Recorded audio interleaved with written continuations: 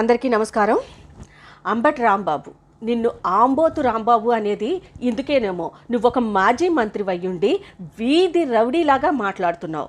ఇందుకే రాష్ట్ర ప్రజలు మిమ్మల్ని రోడ్లు ఎక్కకండి రా బాబు అని మూలన కూర్చోబెట్టినా ఏ మాత్రం సిగ్గు శరం లేకుండా రోడ్డెక్కి నోటికొచ్చినట్టు వాగుతున్నారు.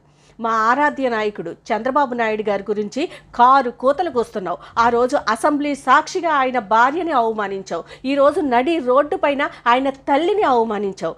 మహిళల్ని అవమానించిన వాడు ఎవడైనా సరే బాగుపడినట్టు చరిత్రలో లేదు. నీకు కూడా రోజులు దగ్గర పడినట్టున్నాయి. అందుకే నోటికొచ్చిందల్లా మాట్లాడుతూ ఇలా విర్రవీగిపోతున్నావు.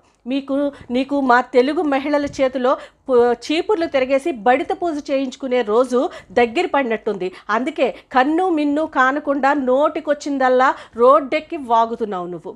ఇంకా అలాగే ఇంకొకడు ఆ రోగి రమేష్, మా లోకేష్ అన్న గురించి ఏదో చిప్పు అది ఇది అని నోటికి ఏదొస్తే అది మాట్లాడుతున్నాడు. నిన్నటి వరకు చెప్పకూడదు తినొచ్చినా కూడా ఏమాత్రం బుద్ధి సిగ్గు వచ్చినట్లేదు.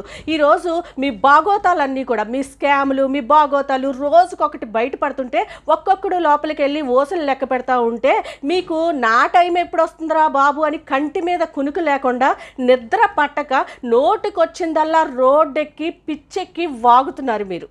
అంబటి రాంబాబు, ఆంబోతు రాంబాబు, అలాగే రోగి రమేష్ ఇద్దరూ కూడా వెంటనే లెంపలేసుకొని చంద్రబాబు నాయుడు గారికి, లోకేష్ గారికి క్షమాపణలు చెప్పండి.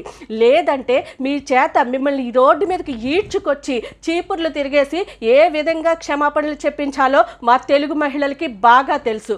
ఖబర్దార్.